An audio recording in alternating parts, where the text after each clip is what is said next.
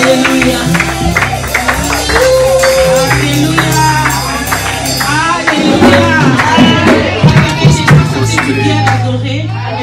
Ça fait du bien de louer celui qui est assis d'âge en âge. La Bible me dit, cette parole me réjouit encore, lorsqu'on disait aux apôtres de ne pas parler au nom de Jésus. Lorsque les pharisiens ont appelé les apôtres, ils étaient interdits de parler au nom de Jésus. Pierre a répondu, il a dit, comment pouvons-nous ne pas parler de ce que nous avons vu? Bien aimé, ce que le Seigneur fait dans ta vie, quand tu réalises l'amour de Dieu, cela te pousse à le louer, cela te pousse à l'adorer. Oui, rien ne peut t'empêcher à le célébrer. Est-ce qu'on peut acclamer celui qui est assis?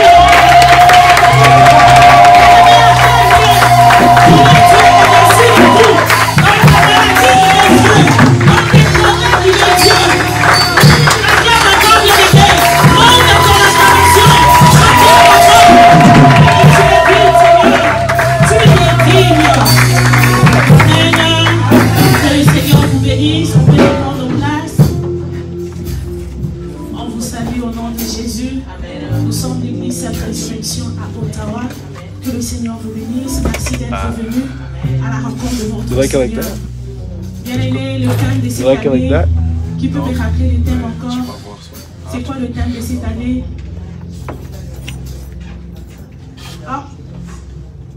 L'élargissement. Qui peut me rappeler encore le thème de cette année, le confinement? Bien aimé, tu as passé du temps, tu as oublié le thème de l'année. C'est quoi le thème de cette année, bien aimé? Took me a while. Pour moi, c'était le confinement. L'élargissement et la célébration du Seigneur. Le Seigneur va t'élargir. Bien aimé, quand il y a un thème comme ça, accroche-toi, prie pour ça. Prie avec le thème, bien aimé. Ce n'est pas juste une parole comme ça. Quand le Seigneur révèle à ton serviteur, bien aimé, tu crois en cette parole et cela s'accomplira dans ta vie. Le thème de cette année, c'est l'élargissement et la célébration du Seigneur Jésus-Christ. Bien aimé, nous sommes l'église de Jésus-Christ et nous sommes l'église Sainte Résurrection à Ottawa. Le but de notre église, c'est de former une famille chrétienne et préparer cette famille à la rencontre du Seigneur. Amen. Pour le moment, nous nous réunissons seulement le dimanche. On essaie d'observer comment les choses avancent. On est là chaque dimanche de 14h à 16h. Et cela ne nous empêche pas de parler du Seigneur. On a sauvé pour sauver. Cela ne nous empêche pas d'évangéliser, de parler du Seigneur au travail, à l'école, partout où tu te trouves, bien-aimé. Témoigne ce que le Seigneur a fait. Parle du Seigneur, bien-aimé. La Bible nous dit, la plus grande joie du Seigneur, c'est quand une âme est convertie. C'est ce qui fait le plaisir du Seigneur, bien-aimé. Parlons du Seigneur. Ne t'arrête pas, ne ferme pas ta bouche. Parle du Seigneur. Même si tu ne parles pas comme le pasteur prêche ici, parle de ce que toi tu connais. Parle de passages que toi tu connais, bien-aimé. Évangélise par rapport à ta vie, bien-aimé. Évangélisons, parlons du Seigneur. N'abandonnons pas, accrochons-nous, bien-aimé. Le Seigneur a un plan pour toi. Avant de commencer ce culte, on a parlé de Jonas, bien-aimé. La Bible nous dit que Jonas, lorsqu'il est entré, lorsqu'il est tombé dans la mer, il y avait un poisson qui attendait Jonas, bien-aimé. Toi aussi, il y a un poisson qui t'attend. Toi aussi, le Seigneur n'a pas fini avec toi. Le Seigneur a un plan avec toi. Le Seigneur n'a pas encore fini. Tant que tu as le souffle de vie, il y a quelque chose que le Seigneur a réservé pour toi. Donc, ne lâchons pas, accrochons-nous. Amen. Amen. Amen. Que le Seigneur vous bénisse. Amen. Sans plus tarder, nous allons inviter les pasteurs. Amen.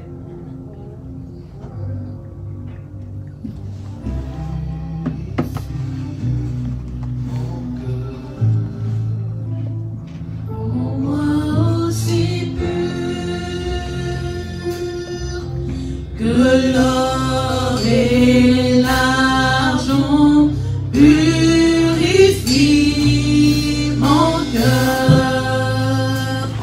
Rends-moi aussi pur que l'or purifie mon cœur. Rends-moi aussi pur que l'or et l'argent purifient mon cœur. Rends-moi aussi pur que l'or purifie du fondeur.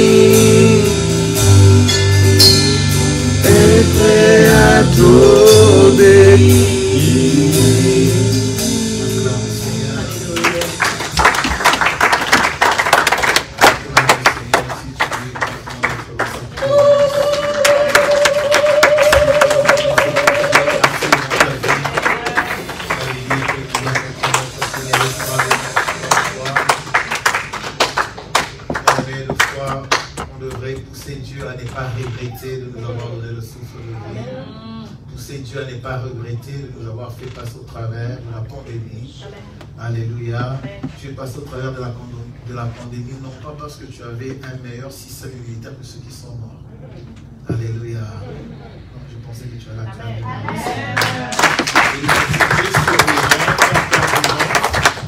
Non pas parce que tu as eu un meilleur système immunitaire que tous ceux qui ont succombé. Et tu es vivant juste à cause de la grâce de Dieu. Et d'ailleurs, il y a beaucoup de gens qui sont morts qui étaient plus en bonne forme que toi. Mais toi, Dieu avait gardé un jour comme celui-ci pour que tu puisses lui dire merci dans la maison de Dieu, pour que tu puisses l'acclamer, pour que tu puisses le bénir, pour que tu puisses l'exalter. Alléluia. Et une personne a dormi la nuit, elle s'est réveillée le matin. Elle s'est rendue compte qu'elle avait encore ses deux pieds avec elle. Elle s'est rendue qu'elle avait encore ses deux mains. Elle s'est rendue que voilà, sa poitrine était encore en place. Elle s'est rendue que son hanche était encore en place. Elle s'est rendue que finalement elle était encore en vie. Elle s'est rendue que toutes les parties de sa vie étaient encore en elle. Je dis que cette personne c'est toi. Je dis que cette personne c'est toi. Je ne cherche pas que Dieu puisse faire descendre la main du ciel pour acclamer. Je ne cherche pas qu'on puisse donner une limousine pour dire que Dieu est bon. Je ne cherche pas qu'on puisse faire descendre 1 million pour dire que Dieu est bon. Je vois peut-être que ta vie est un miracle. Ta vie est un miracle. Regarde le problème, il dit je me regarde. Je suis un miracle vivant. Je suis un miracle de Dieu. Je suis un miracle de Dieu. Je dis que Dieu est bon. Je dis que Dieu est grand. Il t'a donné vivant jusqu'à ce jour. La sorcellerie de ta famille n'a pas pu te retenir pendant la pandémie. À cause de la bonté de Dieu, à cause de la grâce de Dieu. Acclamation du Seigneur.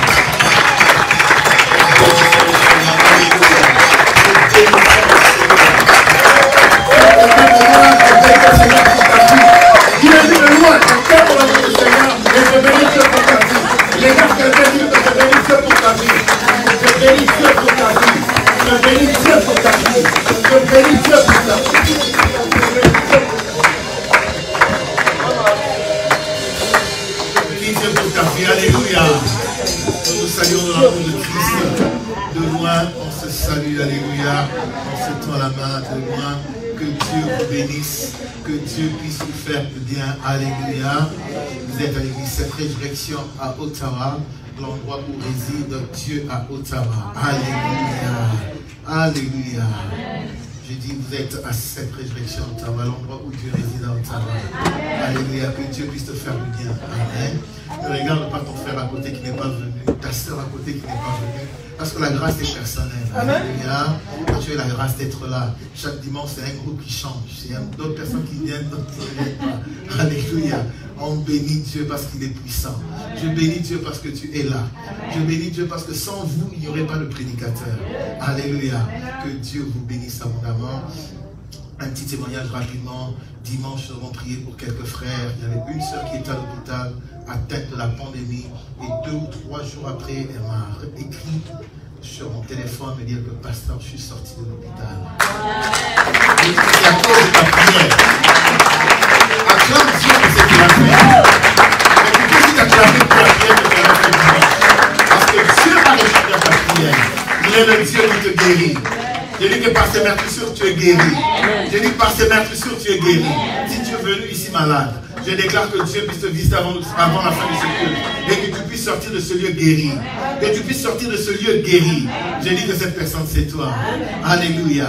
Il y a un miracle où il est écrit ton nom. Je dis qu'il y a un miracle où il est écrit. C'est écrit ton nom. Alléluia. Dis, je le saisis par la foi. Et Dieu est bon.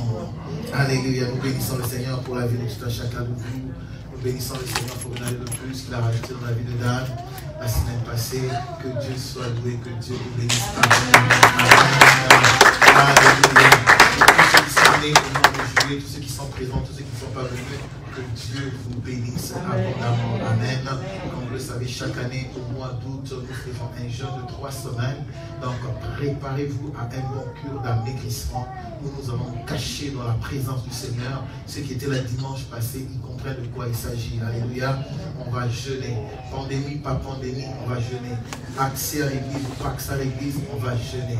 Alléluia, bien-aimés. Alléluia. Soyez accrochés. Alléluia. On prie avec ceux qui sont disposés. Parce que Dieu n'est pas un Dieu des absents. Alléluia. Il faut toujours être présent dans la présence du Seigneur. Quand les choses bougent, il faut être là. Quand l'eau est agitée, il faut être là. Alléluia, bien-aimé. C'est ça qu'il faut te faire violence. Que Dieu te bénisse parce que Dieu t'a fait grâce de vaincre la peur. Alléluia. Mais nous prions que ceux qui sont restés à la maison, ceux qui ont encore peur, que le Seigneur, le Saint-Esprit, puisse les fortifier et que tous ensemble, nous puissions être là pour la célébration du Seigneur.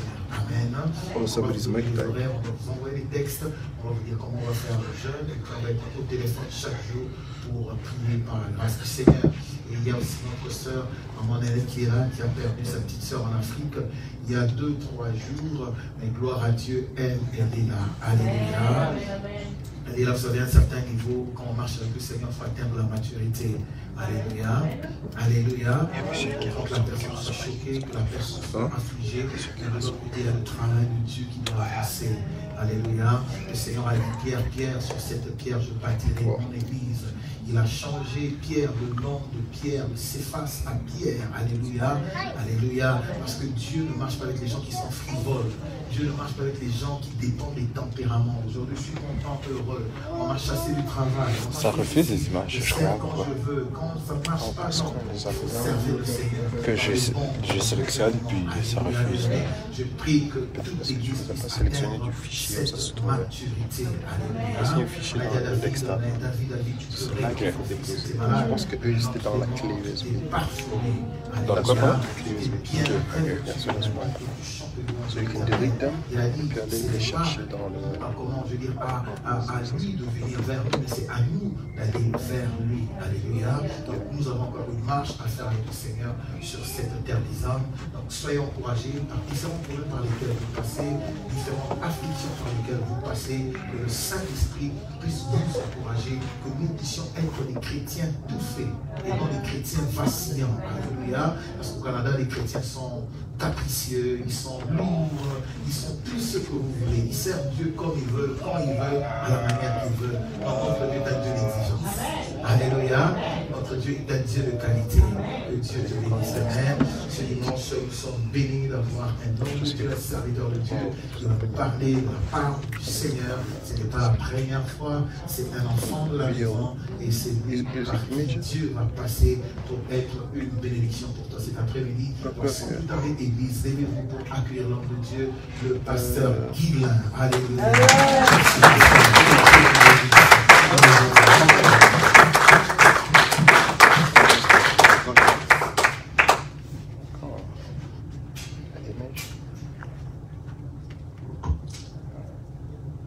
Oh, das ist irgendwie sagen.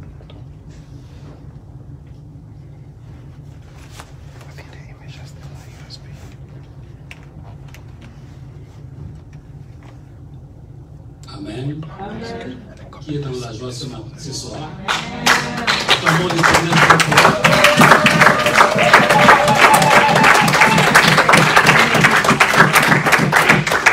Adonai, je veux te rendre grâce cet après-midi. Merci de glorifier ton serviteur Jésus-Christ. Tu as choisi ce moment merveilleux et particulier pour parler à ton peuple. Tu veux parler à un cœur, tu veux réconforter un cœur, tu veux donner des prescriptions, tu veux orienter. Éternel, que ton nom soit béni. Soumets toutes sortes d'intelligence et toute forme d'intelligence sous l'autorité de notre Seigneur Jésus-Christ. Et amène tout genou captif à se soumettre sous l'autorité du Messie des dieux.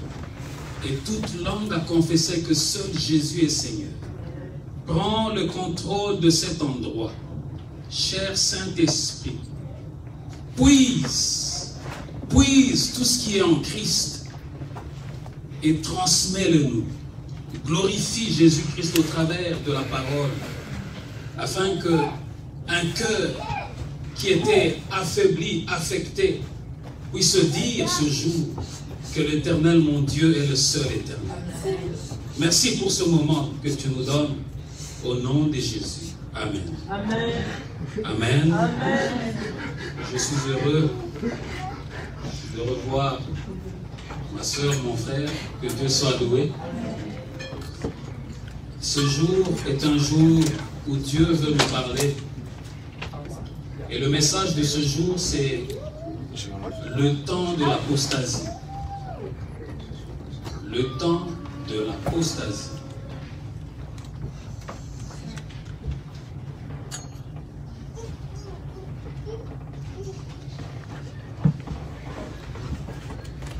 Nous lirons dans le livre de 2 Pierre chapitre 2, verset 1er jusqu'au verset 10. Nous allons sauter, nous allons prendre le 12e verset. Et puis après nous allons sauter, nous allons prendre de 14 à 22. 2 Pierre chapitre 2, verset 1 à 10. Puis on va prendre le verset 12. Puis on va sauter, on va prendre 14 jusqu'à 22. Autrefois, il y a eu de prophètes de mensonges parmi le peuple d'Israël. Il en sera de même parmi vous. Ces enseignants de mensonges introduisent subtilement parmi vous des erreurs qui mènent à la perdition. Ils régneront le maître qui les a rachetés et attireront ainsi sur eux une perdition soudaine. Beaucoup de gens le suivront dans leur immoralité. Et à cause d'eux, la voix de la vérité sera discréditée. Par amour de l'argent, ils vous exploiteront avec des histoires de leurs propres inventions.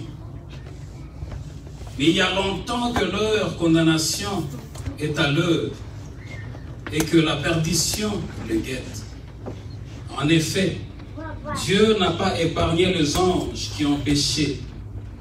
Il les a précipités dans l'abîme où ils sont gardés pour le jugement, enchaînés dans les ténèbres. Il n'a pas non plus épargné le monde ancien. Il fit fondre le déluge sur ce monde qui n'avait aucun respect pour lui. Il a néanmoins protégé Noé, qui appelait ses contemporains à mener une vie juste, ainsi que 7 autres personnes avec lui.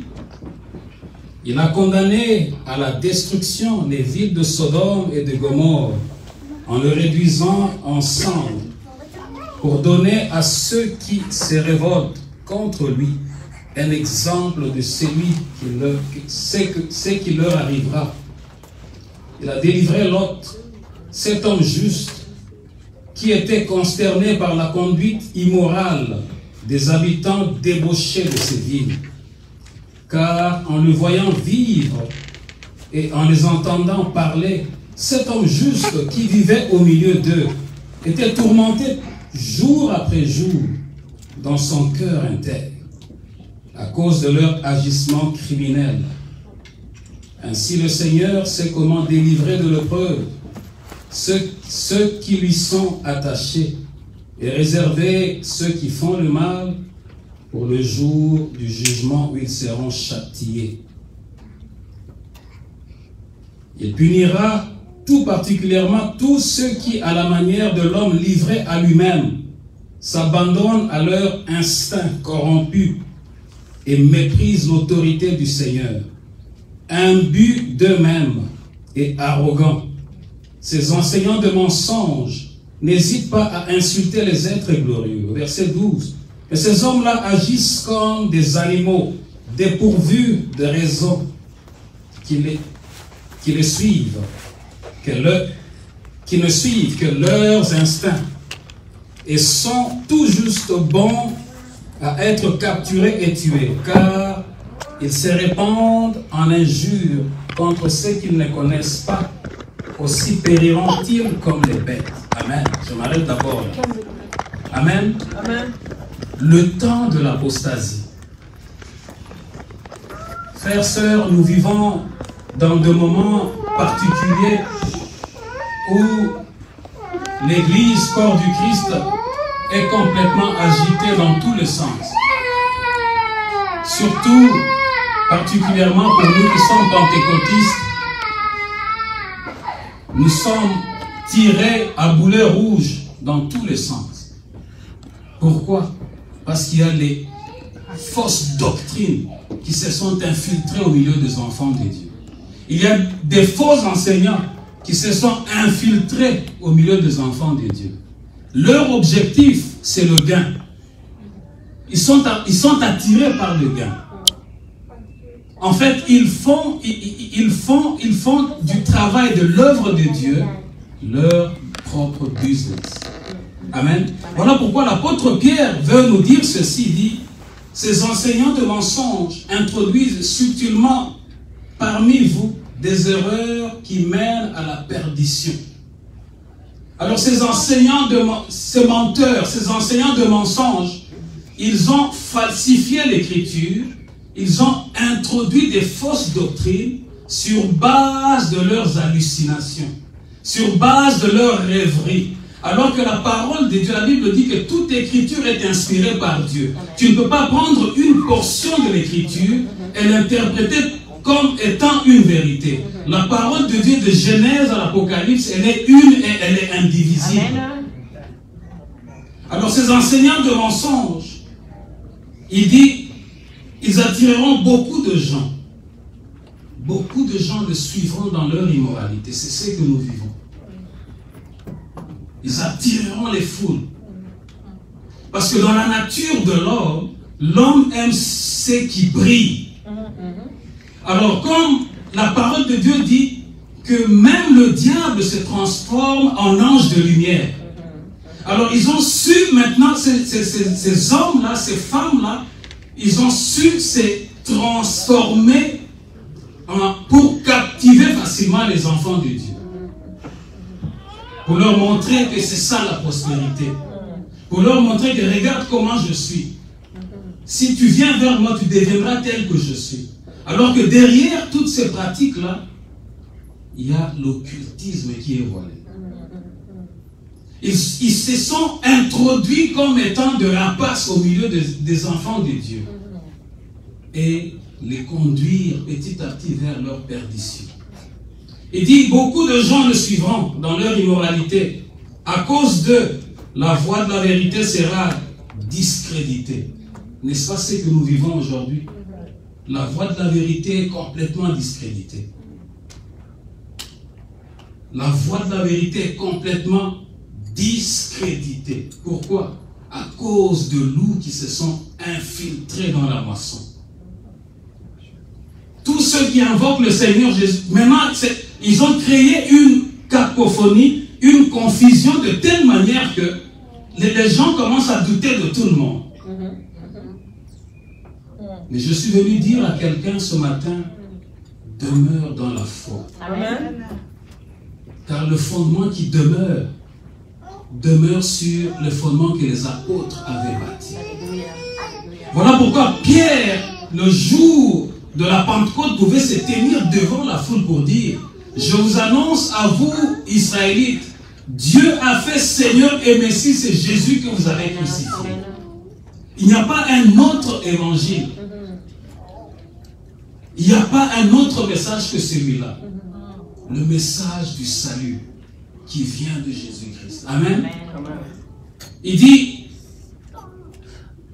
par amour de l'argent, ils vous exploiteront avec des histoires de leurs propres inventions. N'est-ce pas ce qui se passe de nos jours? Parce qu'ils sont avides de gains, ils sont prêts à fabriquer n'importe quelle prophétie pourvu d'en tirer un profit. Parce qu'ils sont avides de gains. Ils veulent montrer aux enfants de Dieu que c'est le matériel qui compte. Alors que nos pères dans la foi, ceux qui nous ont précédés, ils ont servi Dieu d'une manière désintéressée. Si tu fais de l'Éternel tes délices, tout ce que tu peux chercher te suivra. Voilà pourquoi David pouvait dire, le bonheur et la grâce m'accompagneront. Dès lors que tu fais de l'Éternel tes délices, tout ce que tu désires te suivra pas à pas. Il dit, il y a longtemps que leur condamnation est à l'heure et que la perdition le guette. Il y a bien longtemps que ces gens ont été livrés à Satan. Il y a bien longtemps que ces gens ne font pas partie de la famille de Dieu. Ce ne sont que des cymbales retentissants. Mais malheureusement, de nos jours, ils traînent de foule et de foule. Pourquoi? Parce que l'homme est attiré par ce qui lui frappe à l'œil. Voilà pourquoi David pouvait dire à Salomon, avant qu'il ne s'en aille rejoindre ses pères, il dit à Salomon ceci: écoute Salomon, je m'en vais bientôt vers le chemin de tous les hommes.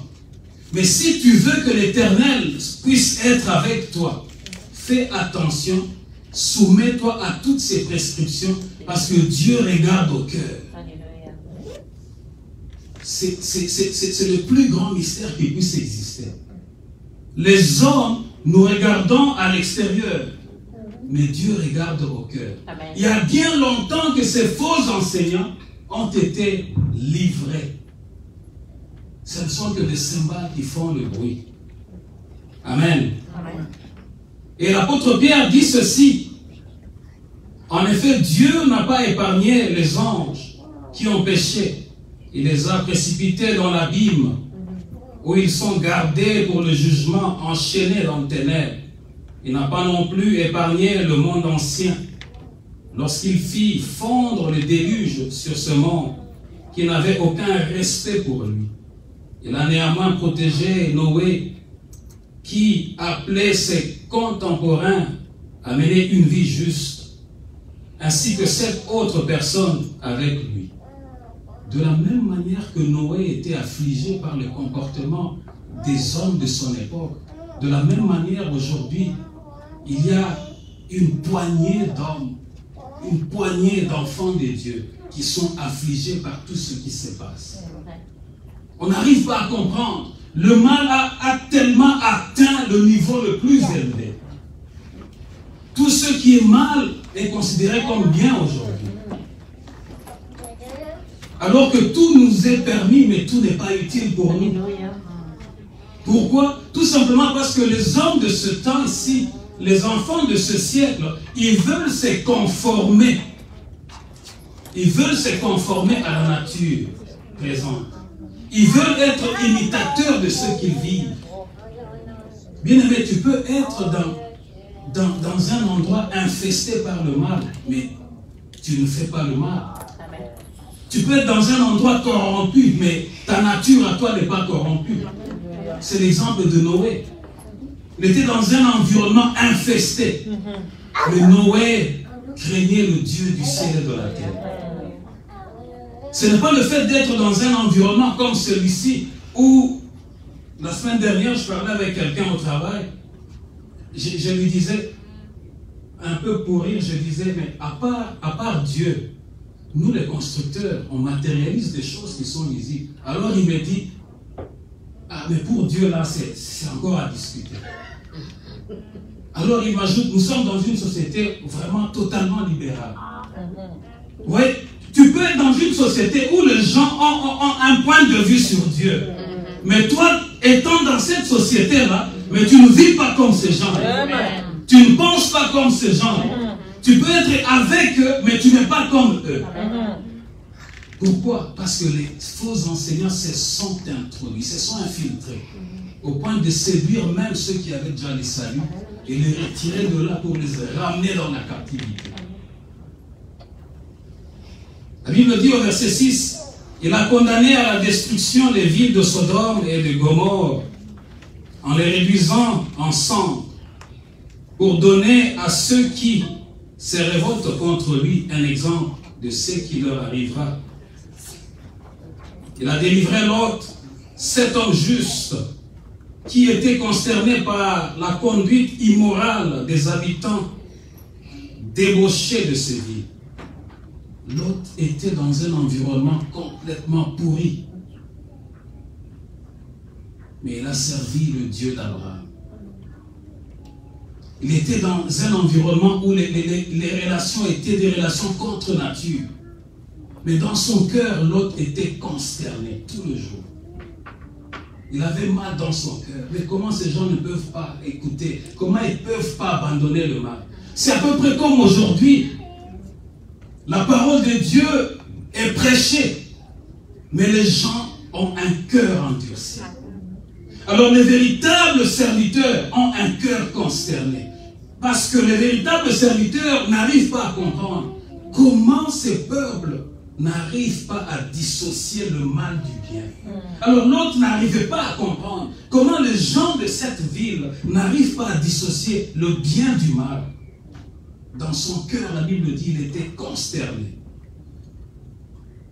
La Bible dit, il a délivré l'autre, cet homme juste, qui était consterné par la conduite immorale des habitants débauchés de ces villes.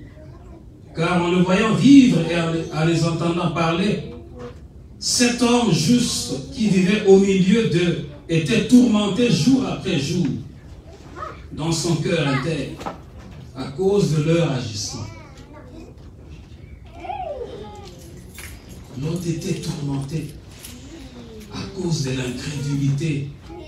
Aujourd'hui aussi, quand nous constatons, nous regardons les choses, nous voyons que l'incrédulité a atteint un point le plus élevé.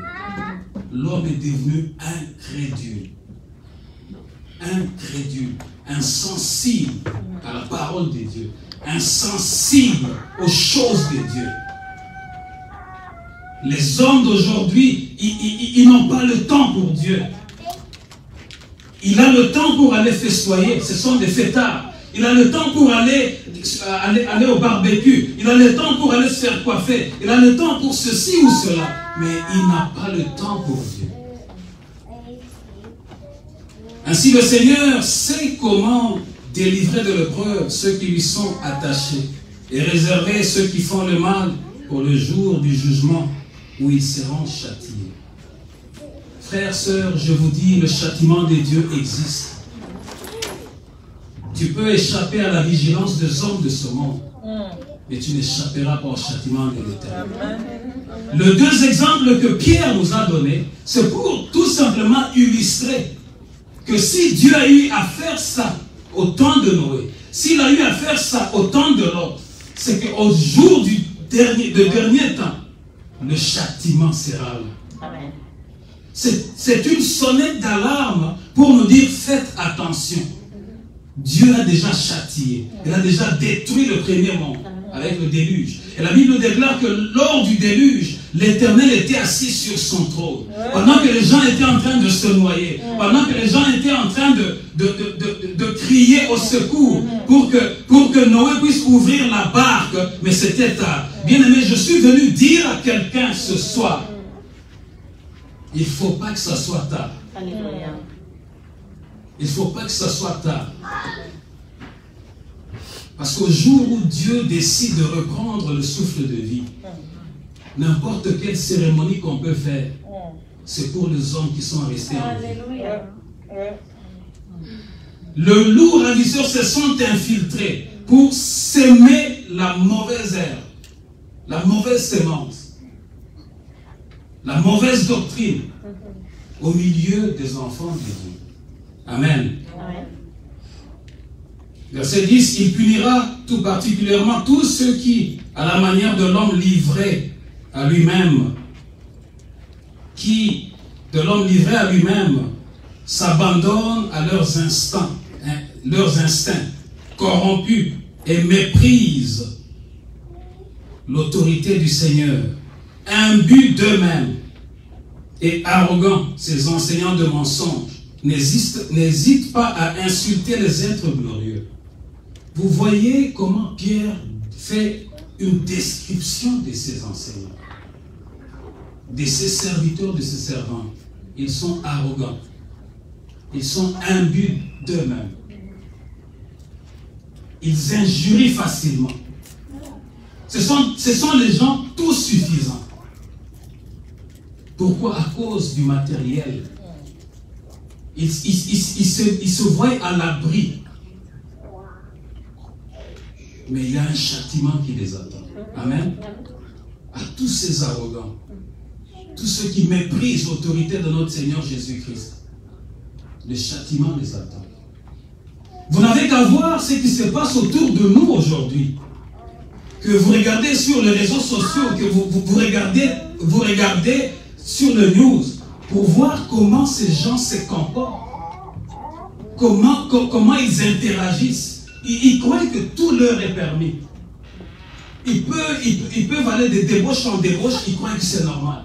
Pour eux, il n'y a pas de problème. Ils peuvent aller dans ils peuvent arnaquer les gens. Pour eux, c'est normal. Un but d'eux-mêmes. Ils injurient même les êtres glorieux. Mais il y a un châtiment qui les attend. Amen. Amen. Nous sommes au temps de l'apostasie, où les gens sont en train de renier l'autorité du Christ, alors publiquement. Ce n'est plus de choses à cacher. Amen. Amen. Je suis venu tirer une sonnette d'alarme pour dire attention. Nous sommes envahis. Nous sommes envahis. L'infiltration est déjà là. Mais il faut que quelqu'un se mette debout pour demeurer avec le Seigneur Jésus-Christ, pour ne pas céder aux enseignements de mensonges. Amen.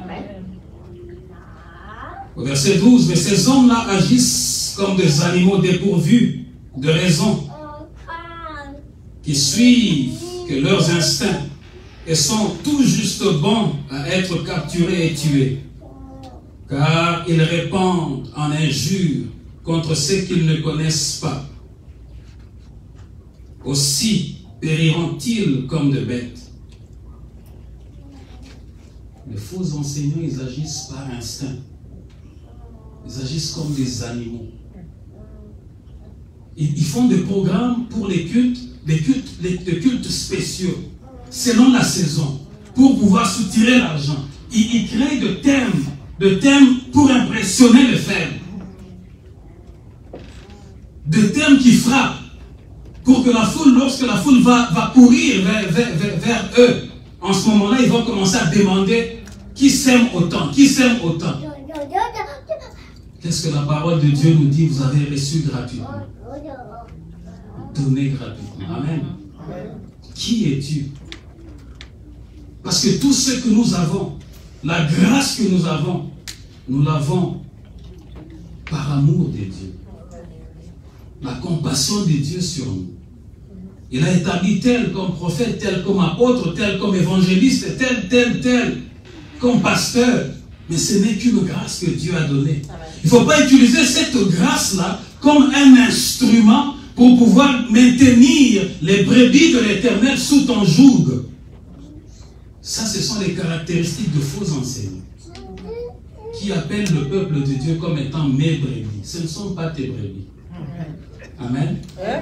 Lorsque tu vas dans le livre d'Ézéchiel, c'est là que Dieu parle de ça clairement. Il dit, ces hommes-là, ils se sont engraissés. Alors je vais leur arracher mes brebis. Moi-même, je vais prendre soin de mes brebis. En fait, un serviteur, un pasteur, c'est un berger. Donc, il est délégué par Dieu pour veiller sur le troupeau de Dieu. Ce n'est qu'un serviteur. Le troupeau ne lui appartient pas. Les faux enseignants, ils se sont accaparés le peuple de Dieu. Amen. Amen. Nous allons lire le verset 14 à 22. La Bible dit, ils ont le regard chargé d'adultère, d'un besoin insatiable de péché. Ils prennent au piège les personnes mal affermies. Je m'arrête un peu là. Vous voyez comment ces faux enseignants sont? Ils ont un regard qui ne se remplit pas.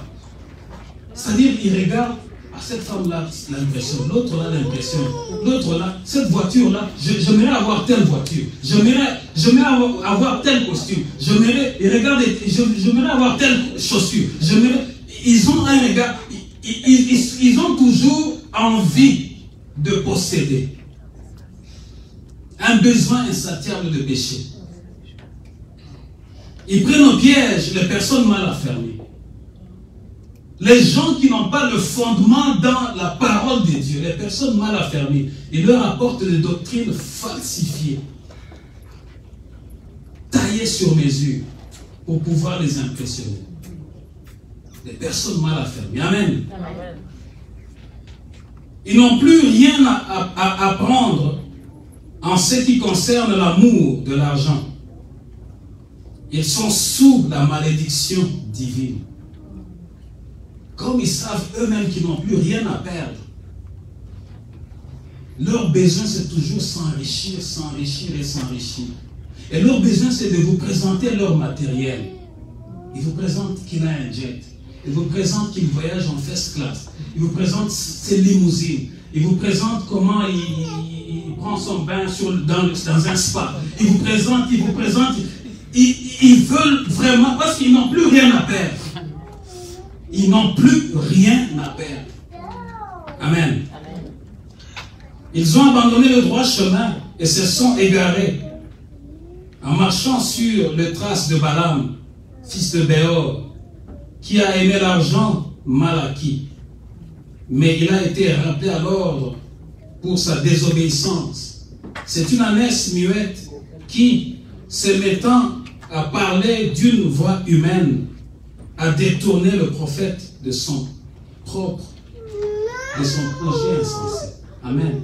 Amen. Dieu a pu utiliser une ânesse pour parler à un serviteur qui commençait à dérailler à cause du gain facile. Aujourd'hui, les faux enseignants, ils sont attachés par le gain facile. Voilà pourquoi le feu étranger est entré dans la maison de Dieu.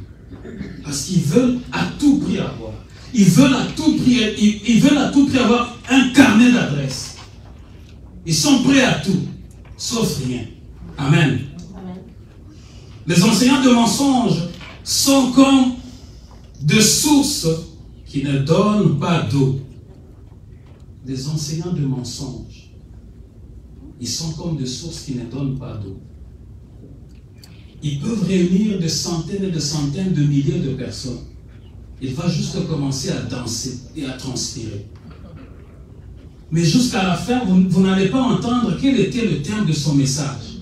Et quand vous allez sortir du culte, après 5 heures du temps, on va vous poser la question, mais qu'est-ce que cet homme-là a péché?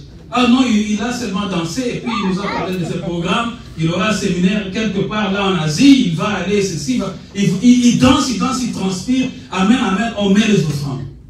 Parce qu'ils sont attirés par le gain facile, amen. Amen. Ils sont poussés par, ils sont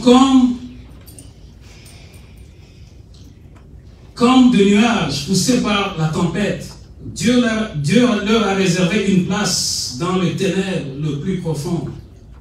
Avec leur discours grandiloquent, mais creux, ils cherchent pour satisfaire leurs désirs tout humains, à appâter l'attrait de la sensualité, ceux qui viennent à peine d'échapper au milieu des hommes vivant dans l'erreur.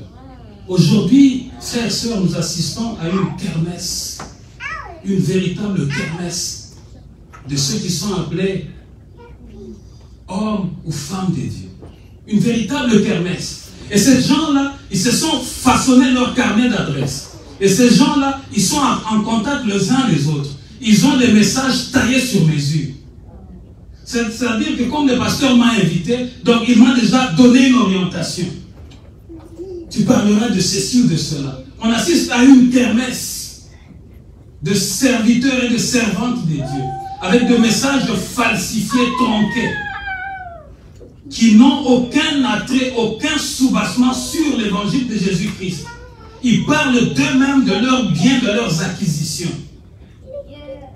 Ils cherchent à soudoyer le peuple de Dieu par n'importe quel moyen, jusqu'à avoir des espions dans l'église pour pouvoir pénétrer la vie de fidèles, pour savoir quel est leur problème. Ensuite, ils leur rapporteront et eux, ils feront un message sous forme d'une fausse prophétie. Et la personne qui sera en train d'entendre ces choses la personne sera complètement appâtée et sera complètement épatée. La personne va dire, mais comment se fait-il que ce serviteur, il connaît que j'ai mon salon a un sofa de couleur rouge? Comment il sait? Mais ils ont des espions dans l'église qui ont une mission d'aller justement dans des maisons de gens. Les faux enseignants. Pourquoi? Parce qu'ils ont le besoin du gain facile. Ils veulent être applaudis. Nous assistons à une kermesse des enseignants qui se disent femmes ou hommes de Dieu. Ils se donnent des adresses, ils se communiquent. Parce qu'ils savent que si je pars chez lui, j'aurai autant. Ceci me donne à dire, une fois j'étais au pays, je servais à l'église. Nous étions à Kinsuka là-bas. Alors le ministère Sangomalamu organisait chaque mois de culte dans des églises. Ils choisissaient des églises. Et comme nous, on partait prêcher à la télévision, une parenthèse, c'est là que j'ai croisé mon épouse. Parce qu'elle était journaliste là-bas, justement, dans ce ministère. Alors, le ministère avait choisi notre église pour venir prêcher ce mois-là. Parmi ceux qui se disent grands pasteurs, selon le monde, moi j'ai toujours mis entre guillemets, parce que le monde a sa manière de qualifier les gens. Rappelez-vous que lorsque Dieu dit à Samuel, va chez Isaïe, je me suis choisi quelqu'un dans sa maison. La Bible dit que lorsque Samuel arrive chez Isaïe, il a vu Abinadab, il a vu qu'il était grand, costaud, il était baraqué, il a dit certainement c'est lui. Et Isaïe a fait passer tous ses fils. Samuel était complètement impressionné, mais Dieu lui dira, attention Samuel, je ne juge pas de la manière des hommes. Les hommes regardent aux apparences, mais moi je regarde le cœur. Je n'ai pas encore vu la personne pour qui je t'ai envoyé. Amen. Ils se disent grand pasteur, oui, ça c'est selon le monde, mais est-ce que c'est selon Dieu? Alors on avait commencé les cultes, j'étais à la modération. Alors l'intervenant devait venir à 17h, à 5h. On arrivait presque 5h moins 10, 17h moins 10. L'intervenant n'était toujours pas là. Et je vois mon pasteur qui commence à faire de tout, à me regarder ainsi de suite. Il sort à l'extérieur pour passer des coups de fil. Et c'est soi-disant grand pasteur selon le monde lui dira, mais ton église d'abord c'est où? Le pasteur dit, mais nous sommes à Kinsuka. Kinsuka c'est loin. Et vous avez combien de membres? Est-ce que c'est une grande église qui peut avoir 4000, 5000 membres? Il dit, non, non, non, nous sommes à peine 600 membres. Il dit, moi j'ai un gros cylindré. Quittez chez moi, limitez jusque-là, vous n'aurez pas l'argent. Vous voyez un peu? Aujourd'hui, les enseignants, ceux qui sont entre guillemets dits grands pasteurs, alors que les disciples, les apôtres, ils étaient flagellés, ils étaient fouettés, ils étaient séquestrés, mais ils servaient Dieu toujours avec un cœur joyeux. Ils n'avaient pas de véhicule comme nous aujourd'hui. Ils ne pouvaient pas voyager à bord des avions comme nous aujourd'hui. Mais leur cœur était rempli de joie. Mais nous, on a un privilège d'avoir toutes ces choses. Mais on pose des conditions. Ton église a combien de membres? Est-ce que mon gros cylindré, est-ce que tu pourras mettre le carburant? Et finalement, il n'est pas venu. Amen. La Bible dit ceci au verset 19. Ils leur promettent la liberté, alors qu'ils sont eux-mêmes esclaves de passions qui les mènent à la ruine. Car tout homme est esclave de ce qui a triomphé de lui. Si après s'être arraché aux influences corruptrices du monde, par la connaissance qu'ils ont eue de notre Seigneur et Sauveur Jésus-Christ, ils se laissent de nouveau prendre et dominer par elle. Leur dernière condition est pire que la première. Là, je veux maintenant parler du libertinage de chrétiens. Il y a la kermesse de serviteurs et servantes, mais il y a aussi le libertinage de chrétiens. Au point que les faux enseignants, ils ont appâté les chrétiens, ils leur ont donné de faux espoirs. Alors qu'eux-mêmes, ils sont esclaves de ceux qui dominent sur eux. Ils sont esclaves de l'impudicité. Ils sont esclaves du mensonge. Ils sont esclaves de fausses promesses, de fausses prophéties. Ils se sont taillés de doctrines sur mesure en tordant la parole de Dieu. Ils ont séduit les innocents. Et l'apôtre dit, si après avoir été retirés parmi les hommes du monde, vous retombez encore, c'est que votre condition sera pire. Et c'est ça le libertinage des chrétiens aujourd'hui. Le pasteur venait de le dire, nous sommes dans un pays ou dans une ville où les chrétiens sont tellement capricieux. Il y a le libertinage, où tu entendras quelqu'un dire, je donne un peu l'embargo à l'église. Je n'irai pas. Les chrétiens capricieux, tantôt plus tôt. Mais j'aime Job. Job dit ceci. Il dit, que tu sois juste ou non, que tu mènes une vie intègre ou non, qu'est-ce que Dieu a attiré de tout ça? C'est-à-dire que tu meurs dans ton propre péché, Dieu reste sur son trône. Que tu sois injurieux, Dieu reste sur son trône. Que tu sois malin, Dieu reste sur son trône. Alors moi je me plains, j'ai un cœur qui bat comme le cœur de l'autre. Il était consterné, je suis tout le temps consterné par cette qualité de chrétiens qui sont dans un libertinage absolu. Qui sont dans un libertinage absolu. Amen. Amen. La Bible dit au verset 21, il aurait mieux valu pour eux ne pas connaître le chemin d'une vie juste, plutôt que de s'en détourner après l'avoir connu et d'abandonner le Saint Commandement qui leur avait été transmis. Verset 22, j'aime. Il confirme la vérité de ce proverbe. Le chien retourne à ce qu'il a voulu. Et la truie, après s'être lavé, se vautre de nouveau dans la boue. Ça, c'est un proverbe. Le chien retourne à ce qu'il a voulu. C'est ce que nous voyons dans l'église aujourd'hui, le libertinage. Le chrétien dont on a présenté l'évangile, qui a abandonné la prostitution, qui a abandonné le vol, qui a abandonné la magie, qui a abandonné de telles choses. Mais à cause de faux enseignants, à cause de ses caprices, il y retourne. Il est comme un chien. L'apôtre Pierre le compare à un chien qui retourne à ce qu'il a vomi. Vous voyez le chien là? Le chien quand il vomit, il va encore manger ce qu'il a vomi. Il le compare à une truie, le porc. Le porc, ne perds pas ton temps à laver un porc. Parce que le porc, après s'être lavé là, elle va aller se vautrer encore dans la boue. C'est ça le libertinage. C'est-à-dire les chrétiens vont, ils buvaient ou elles buvaient une bouteille, quand elles rentrent là, c'est 7 bouteilles. C'est 8 bouteilles. Il va se vautrer dans la boue. Prenons un dernier texte en Jude. Jude.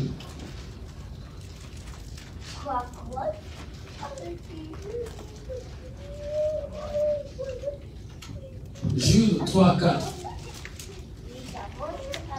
Jude 3 à 4. Nous lisons. Mes chers amis, j'avais le vif désir de vous écrire au sujet du salut qui nous est commun. J'ai vu la nécessité de le faire maintenant, afin de vous recommander de lutter pour la foi, à être transmise une fois pour toutes à ceux qui appartiennent à Dieu. Car des hommes dont la condamnation est depuis longtemps annoncée dans l'Écriture se sont infiltrés parmi nous. Ils n'ont aucun respect pour Dieu et travestissent en débauche la grâce de notre Dieu en reliant Jésus-Christ, notre seul Maître et Seigneur. Jude qui parle de ces choses, frères, sœurs, Jude est le petit frère de Jésus-Christ. Vous voyez un peu la relation? Jude est le propre petit frère de... Donc il est venu après Jésus-Christ. Mais regarde comment il parle du salut qui nous est commun. Moi, quand j'ai lu ces choses, je me suis dit, si c'était à notre époque ici, Jésus-Christ est naître dans une famille, mais ses frères et ses sœurs, le monde entier allait leur connaître. Vous ne savez pas, je suis le petit frère de Jésus-Christ. Hein? Donc vous priez, mais nous avons déjà le salut, parce que c'est lui-même, c'est lui qui a ouvert le ventre de notre mère. Donc lui, il va juste monter et il va nous tirer nous tous. Mais écoute Jude, comment il nous avertit. Il dit, je tiens à vous avertir. qu'il y a de faux enseignants qui se sont déjà infiltrés. Maintenez le salut que nous avons en commun. Vous voyez, étant le petit frère du Christ, mais il parle du salut de son Seigneur. Il appelle son grand frère comme étant son Seigneur. Si c'était de nos jours. Regarde un peu dans nos familles ici, quand il y a un ministre, quand il y a un directeur, quand il y a un homme élevé en dignité. Regarde comment les à côté, même les manches longues, regarde comment ils se comportent. Ils vont même mettre tous leurs noms à côté. Ils vont maintenant s'afficher avec le nom de celui-là. Mais Jude nous avertit, dit, je vous parle, maintenez ce salut-là. Parce que le salut est individuel, bien aimé. Ne vivez pas comme les hommes qui n'ont pas la conscience. Le chrétien de libertinage. Jude vient nous avertir, faites attention, il y a déjà des infiltrés au milieu de nous. Alors, on lit au verset 5, qu'est-ce qu'il dit? Laissez-moi vous rappeler de faits que vous connaissez bien. Après avoir délivré son peuple de l'esclavage en Égypte, le Seigneur a fait périr ceux qui avaient refusé de lui faire confiance. Dieu a gardé enchaîné à perpétuité dans les ténèbres pour le jugement du grand jour les anges qui ont abandonné leur demeure au lieu de conserver leur rang. Les habitants de Sodome et Gomorrhe et de villes voisines se sont livrés de la même manière à la débauche et ont recherché les relations sexuelles contre nature. C'est pourquoi ces villes ont été condamnées à un feu éternel. Elles aussi, elles servent ainsi d'exemple. Vous voyez que Jude, le frère du Christ, aborde dans le même sens que Pierre. Ils nous ont donné l'exemple d'une ville où il y avait des relations contre nature. Bien aimé, nous vivons dans un pays où tout est permis. Je ne vous apprends rien. Vous connaissez qu'il y a des relations contre nature. Et vous connaissez quel privilège ces gens-là ont. Il suffit seulement que tu oses lui pointer le doigt. C'est toi qui vas te retrouver dans le trou. Mais résistez à ces choses pour ne pas perdre votre salut. Amen. Parce que le salut est un. Et le salut, nous l'avons en Jésus-Christ. Amen. Amen. Amen. Versets 14 à 16. Il dit, à eux aussi s'applique la prophétie d'Enoch, le 7e patriarche depuis Adam, qui dit, voici le Seigneur va venir avec ce millier d'anges pour exercer son jugement sur tous et pour faire rendre compte à tous ceux qui ne le respectent pas. Les faux enseignants ne respectent pas Jésus à cause de leur orgueil. Nous l'avons vu, l'apôtre Pierre l'a dépeint. Ils sont fanfarons, ils aiment l'argent, ils sont tout ce qu'il y a de mal. Ils ne respectent pas Jésus. Il dit ceci. Il dit à tous ceux qui ne les respectent pas, de tous les actes qu'ils ont commis dans leur révolte et de toutes les insultes que ces pécheurs sacrilèges ont proférées contre nous. Ces hommes-là ou ces femmes-là marchent d'abomination en abomination. Lorsqu'ils ouvrent leur bouche, c'est pour pécher. Ils réunissent des centaines et des centaines de milliers de personnes. Mais lorsqu'ils commencent à parler, c'est pour débiter de mensonges, pour raconter leur vie et pour crucifier encore notre Seigneur Jésus-Christ à la croix. Alors lors de son retour, Jude nous informe que le Seigneur vient avec une forte colère contre ces hommes-là. Amen. Amen. Ces hommes-là sont d'éternels mécontents, toujours à se plaindre de leur sort. Amen. Amen. Ne voyez-vous pas ça aujourd'hui? Des serviteurs et des servantes qui sont d'éternels mécontents. Ils ne sont jamais satisfaits. Ils sont satisfaits de rien. Leur propre vie, ils ne sont pas contents de leur vie.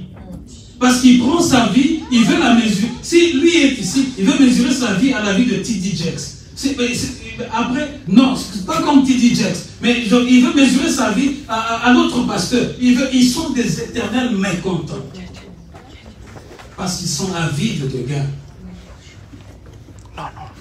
Ces hommes-là sont d'éternels mécontents à se plaindre de leur sort. Et entraînés par leurs mauvais désirs, ils tiennent de grands discours et flattent les gens pour en tirer profit. Il vaut mieux être seul avec Dieu que faire de messages pour caresser les gens, pour flatter les fidèles. Vous savez qu'il y a de ces serviteurs-là qui ont des messages dans le sens. Ils caressent au sens de quoi? Quand ils se tiennent debout, ils disent non, ici, pasteur, faites attention quand tu viendras prêcher sur moi, il y a de fortes sensibilités. Donc tu diras ceci, il faut arrondir les angles. Hein. Tu sais, quand tu vas prendre le micro là, arrondis les angles. Parce que l'autre là, elle est deuxième femme de... L'autre là, donc il faut arrondir les angles. Non, il vaut mieux dire la vérité. Parce que Jésus-Christ est la vérité.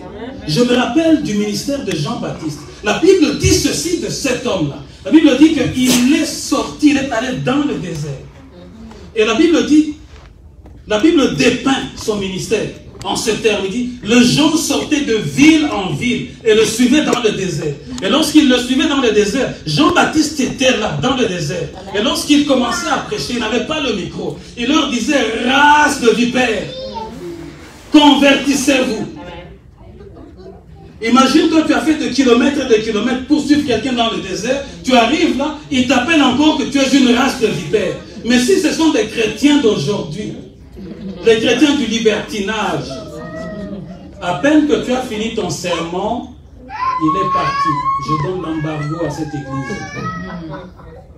Parce qu'on m'a appelé race de vipères. Les gens quittaient la vie pour suivre quelqu'un dans le désert. Ils arrivent là, mais leur dit race de vipères. Mais pourquoi voulez-vous caresser les gens? Christ est la vérité. Sa parole est une vérité. Sa parole est comme un miroir dans lequel nous nous regardons pour voir là où il y a des tâches pour pouvoir les enlever.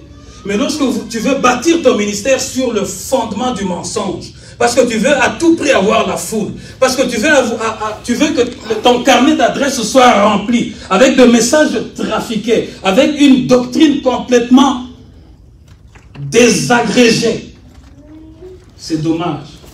Il faut dire la vérité, rien que la vérité. Parce que Christ, plusieurs fois, il a dit ceci dans la parole. Je suis venu exercer le jugement. Souvenez-vous de l'histoire de l'aveugle-né. Lorsqu'on l'a expulsé, Christ est allé vers lui. Il a dit, crois-tu au Fils de l'homme? L'aveugle-né dit, mais où est-il pour que je puisse croire en lui? Il dit, tu le vois toi-même. Et Christ ajoute ceci. Je suis venu dans ce monde pour qu'un jugement ait lieu. Vous savez qu'il y a des gens avec qui plusieurs personnes n'arrivent pas à tenir un langage. Parce que quand cette personne-là elle-même dit, mais quand je vais aller chez tel frère, on va commencer par où, on va finir où? Il y a des gens infréquentables. Parce que les gens disent qu'il est sérieux, il est ceci. Et il y a des gens que d'autres personnes ont caricaturé. Tout simplement parce que ces gens-là ou ces hommes-là sont restés sur le solide fondement de l'écriture. Ils ne peuvent pas divaguer ni à gauche ni à droite, mais les gens ont peur d'eux. Ils ont peur de les affronter. Finalement, ils se sont fait leur modèle de cet homme. Mais il y a d'autres gens. Je me rappelle, ma femme me disait, et son pasteur à l'époque me disait, quand tu vas quelque part, il y a un deuil avant d'enterrer, il y a plein de gens qui viennent comme des mouches. Commencent à douter aussi de la qualité de cet homme-là. Vous voyez les mouches s'agglutinent autour d'une mangue pourrie. Et la vie des hommes aujourd'hui, dans la nature de l'homme aujourd'hui, qu'est-ce que l'homme s'est dit? Il dit, en lingala on dit Yaza Moutou Abat. Donc c'est quelqu'un où les gens s'agglutinent tout autour. Mais demandez-vous, ils s'agglutinent pourquoi? Parce que peut-être dans son langage, ils se retrouvent entre eux dans leur langage, dans leur façon de communiquer. Mais attention, la Bible dit ceci, ce n'est pas une grande armée qui donne la victoire au roi. Ce n'est pas un message qu'un jour je parlerai de ça. Dieu n'est pas dans la multitude. Et la preuve, depuis que le monde est monde, lorsque Dieu a choisi de se servir d'un serviteur, il l'a pris et il l'a retiré du monde. Amen. Et Dieu l'a façonné et lui a donné la matière, afin que cet homme-là, son langage soit différent. Dieu n'est pas dans la foule. Dieu est dans sa parole. Amen.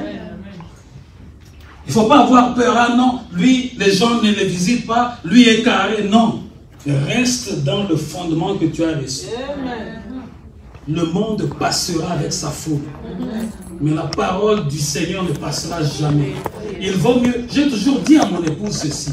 Je préfère mourir entre les mains du Seigneur que d'être au milieu des hommes qui ont un cœur partagé. La race des hypocrites. C'est comme ça que moi j'appelle certaines personnes. Je préfère mourir entre les mains du Seigneur que de vivre avec les gens qui ont un langage de duplicité. Ça ne marche pas avec moi. Ça ne marche pas. Dieu m'a créé comme ça. Partout où je fonctionnais, les gens m'ont respecté sérieusement. Sérieusement. Parce qu'ils savent que lui, il est... Si te disent quelque chose, c'est ça. La preuve, bien aimé, c'est une grâce. Je voulais quitter ma compagnie pour venir ici. Il y avait des directeurs dans ma compagnie. Mais la compagnie a sorti l'argent pour organiser un farewell pour moi. Ceux qui connaissent l'anglais savent. La compagnie a sorti l'argent, dit que nous avons un agent qui veut nous quitter. Ils ont organisé une manifestation pour moi. Pourquoi? Qui suis-je? C'est parce qu'ils ont vu quelque chose de différent au milieu de cet humble serviteur. Amen. Amen. Nous allons lire le verset 17 à 23. Amen. La Bible dit: mais vous, mes chers amis, rappelez-vous ce que les apôtres de notre Seigneur Jésus-Christ ont prédit. Ils vous disaient: à la fin de temps, viendront des gens qui se moqueront de Dieu, qui vivront au gré des désirs que leur inspire leur révolte contre Dieu. Eh bien, il s'agit de ces gens-là. Ils causent des divisions. Ils sont livrés à eux-mêmes et n'ont pas l'Esprit de Dieu. Les faux enseignants apportent toujours des divisions. Leur langage, ce n'est pas un langage d'amour, un langage de sincérité. Ils viennent pour saper la paix des enfants de Dieu. Amen. Amen. La Bible dit au verset 20: mais vous, mes chers amis, bâtissez votre vie sur le fondement de votre foi très sainte. Priez par le Saint-Esprit. Tu ne peux pas avoir la foi sans avoir la confiance en Dieu. Amen. Si aujourd'hui on parle d'Abraham comme étant le père de la foi, parce que la Bible dit qu'Abraham plaça toute sa confiance en l'Éternel. Il partait sans savoir où il allait. Alors quand Jude, le frère du Christ, nous dit: placez votre foi, placez votre fondement dans votre foi très sainte. C'est-à-dire que nous devons vivre avec une confiance totale à la parole de Dieu. Ce que Dieu t'a déjà dit là, place ta confiance, parce que Dieu n'a jamais échoué. Entretiens ta foi en ayant confiance à Dieu. Parce qu'il y a deux choses par lesquelles Dieu ne peut jamais se renier. C'est son serment et ce qu'il a déjà juré. Il avait fait un serment à Moïse en disant: je serai avec toi. Il a été avec lui. Il avait fait un serment à Abraham. Il dit: non, ce n'est pas cet homme-là qui va hériter de toi. C'est celui qui naîtra de toi. Il a accompli son serment parce qu'il avait juré. Amen. Nous devons entretenir notre foi en ayant confiance à la parole de Dieu. Tout le jour de ta vie, je suis venu te dire: place ta confiance non pas dans les hommes. Et j'aime encore, l'apôtre Paul dit: ne placez pas votre confiance dans les hommes. Ne vous réjouissez pas dans les hommes, car tout est à vous.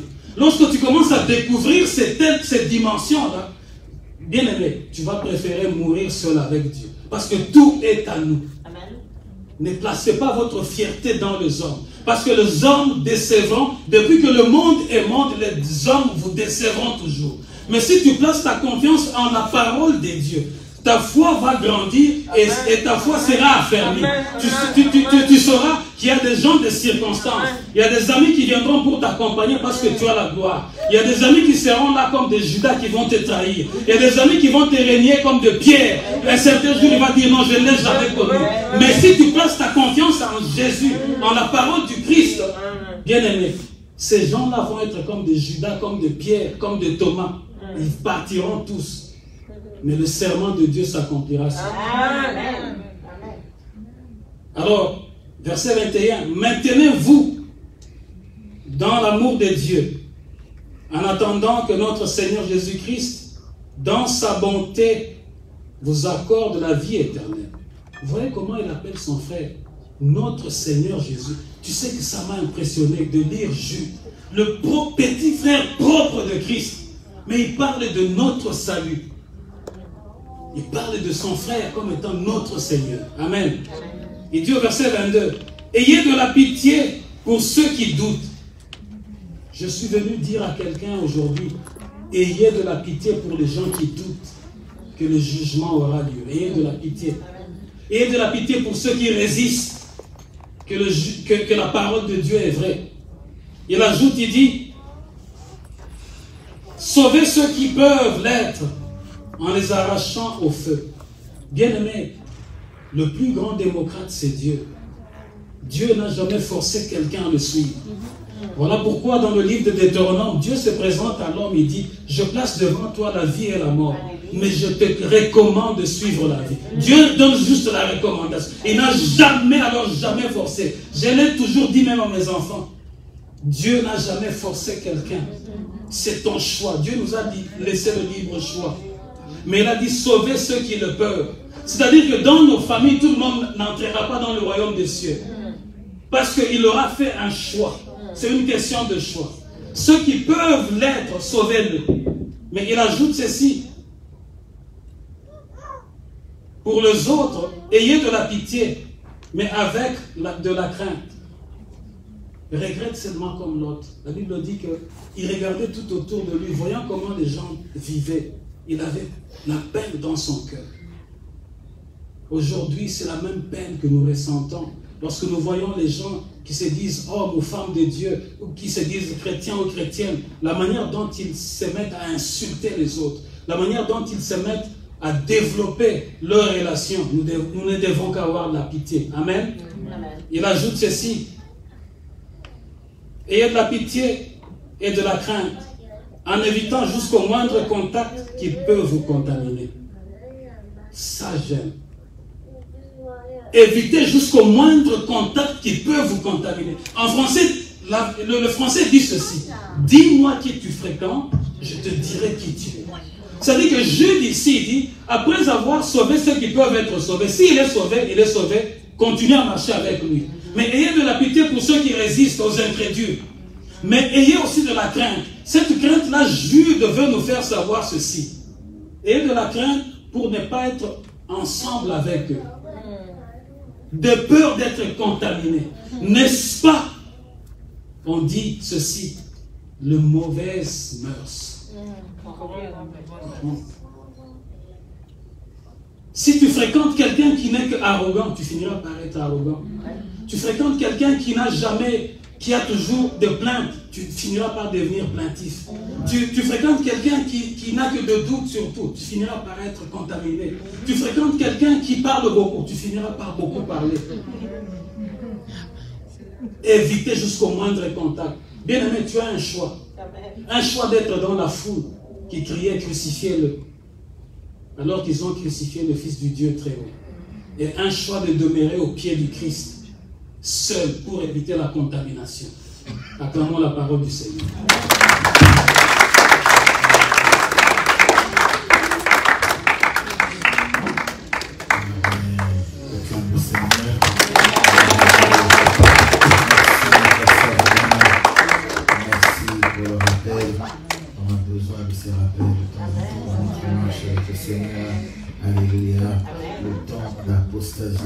Que Dieu puisse nous faire grâce de faire attention aux faux enseignants Que Dieu puisse nous faire grâce de ne pas suivre ce que Dieu a déjà abandonné et laissé, ceux qui ne marchent pas avec Dieu, qui sont appelés des sources qui ne donnent pas d'eau. Que Dieu puisse nous faire grâce, que nous ne puissions pas utiliser notre liberté à mauvais escient. Amen. Et que nous puissions faire ce que Dieu nous appelle à faire. La parole nous dit dans Galates, frères, vous avez été appelés à la liberté. Seulement, ne faites pas de cette liberté un prétexte de vivre selon la chair. Que Dieu puisse nous faire grâce, qu'il puisse protéger un frère, qu'il puisse protéger une sœur, que nous puissions faire attention à ce qui réunit Jésus, que nous puissions faire attention aux relations contre nature, les abominations. Que Dieu puisse te garder. Amen. Amen. Pourquoi c'est important, c'est qu'on a entendu, parce que un mauvais enseignement ne fait pas du mal à la personne qui enseigne, mais un mauvais enseignement fait du mal à la personne qui reçoit l'enseignement. Alléluia. Et ça, faites attention. C'est bien YouTube, c'est bien Facebook et d'autres médias sociaux qui nous aident quand même à parfaire notre foi, mais on ne peut pas non plus s'ouvrir à tout enseignement de toute personne, des sources qu'on ignore. Tu n'as pas un témoignage sur la personne. Moi, personnellement, je suis des enseignements d'une personne que je connais, une personne qui m'a été référée par témoignage. Parce que quand tu reçois l'enseignement d'une personne, tu reçois aussi l'esprit avec lequel il enseigne. Amen. Alléluia. Amen. Donc ça, une base biblique. Dans 1 Roi, le chapitre 13, la parole de Dieu nous parle d'un jeune prophète, d'un faux prophète. Un jeune prophète qui avait reçu la mission de Dieu. Il devait faire ce que Dieu lui demandait de faire. Il est allé, il a bien fait. Et sur son chemin de retour, au lieu de suivre ce que Dieu lui avait donné comme recommandation à l'être, un vieux prophète est venu pour lui dire que ce que tu as entendu n'est pas vrai. Entends ce que moi je te dis. Et ayant entendu ce que le vieux prophète avait dit, la parole de Dieu nous dit que c'est celui qui avait entendu qui a été dévoré par lui. Alléluia. Mais c'est lui qui avait donné une fausse prophétie et resté vivant. Et ça, faites attention aux prophéties. Faites attention comment vous faites imposer les mains. Faites attention, il y a des gens à journée longue. Tu mets YouTube, ça part d'enseignement en enseignement. Même des gens que tu ne connais pas. Ça circule et c'est propagé dans ta maison. Que Dieu puisse faire grâce. Amen. Que Dieu puisse faire grâce. On se lève pendant qu'on acclame le Seigneur. On va quitter dans ce lieu d'ici 5-7 minutes. On s'excuse pour le temps. Que Dieu vous bénisse pendant qu'on va apprêter notre offrande. Nous prenons le temps aussi d'accueillir nos frères que nous avons vus depuis longtemps. Que Dieu vous bénisse abondamment. Je veux me faire l'honneur d'accueillir mon frère bien-aimé Lazare Boudala qui est là, le mari de la sœur Yolande. Que Dieu vous bénisse. Merci d'avoir prié avec nous. Un bon frère que j'ai appris à aimer. Alléluia. Ensemble, ils ont un grand restaurant à Orléans, à Tinfrein, sur la rue Tompkins. Si vous passez par là, que vous avez faim, n'hésitez pas de passer par là, vous serez grandement bénis. Amen. Amen. On attend que tout puisse revenir en ordre pour que nous puissions commencer à faire des descentes là-bas. On peut aller se régaler comme ça. Que Dieu vous bénisse. Merci d'être venu. Et on fait aussi un accueil chaleureux à notre maman Staffine. On a vu depuis avant le confinement. On a vu Alléluia. Et quand vous l'avez vu, elle était double. Alléluia. Et maintenant, après confinement, Dieu a fait grâce. Sans commentaire. Alléluia. Et on va prier pour le bébé il n'y a pas longtemps. Que Dieu vous bénisse tous. On va se lever pendant qu'on va donner les offrandes. On va faire la prière de clôture et on aura fini. Alléluia. On va se lever pour donner les offrandes rapidement. On va se lever pour donner les offrandes rapidement. On va se lever, on va se lever. Alléluia. Gloire à Dieu, gloire à Dieu, gloire à Dieu. Gloire à Dieu, dans le nom de Jésus. On va se lever pendant qu'on va demander mon chambre.